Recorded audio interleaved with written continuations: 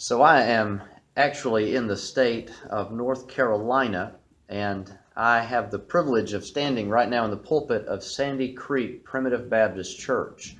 Now, this is the oldest Baptist church in the state of North Carolina. It was founded in 1755 by a minister named Shubal Stearnes, who's a historically regarded elder, historically regarded minister.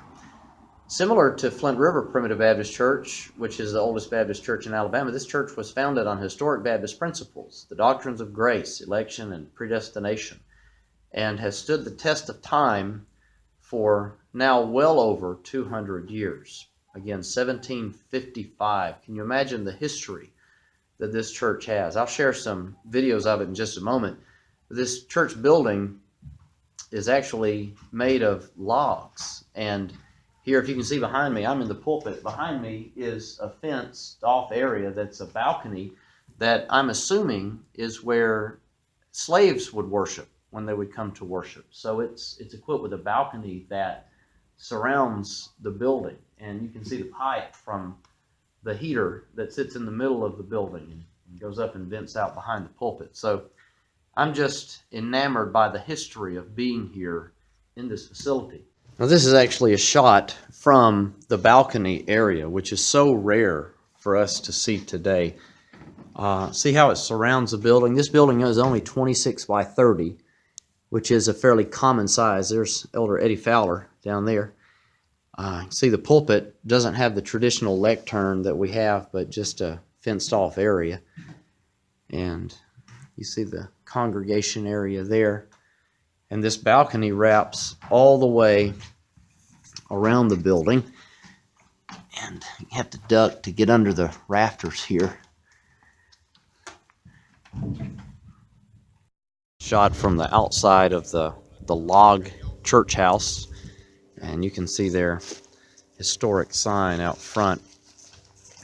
Their current building that they worship in is right there.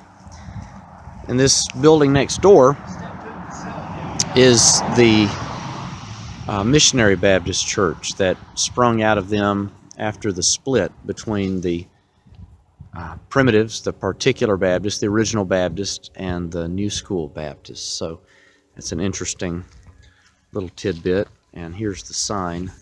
Stay on there enough time for you to read a little bit about the church and the